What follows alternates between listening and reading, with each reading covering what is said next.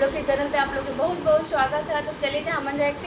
बहुत ही प्यारा गाना लेके आए जा, झूमर गीत जौन कहल जाला वो गीत है। ननद भौजाई के बीच में बात होता, भौजाई अपने दिल का बात अपने ननद से बतावत कहल चाहती बतावत है कि हाँ ऐसे ऐसे बात बा, आदमी रूसल बा, कैसे कैसे कैसे मनाए का करे के बात नहीं से कहल चाहत रहली सब अपन कहत है। हाँ तो केंग कहत है आप लोग सुनी जा ध्यान से। ननदो मनवा के बतिया बताई कैसे, ननदो मनवा के बतिया बताई कैसे, पियवा रूसल बाए ननदो मनाई कैसे,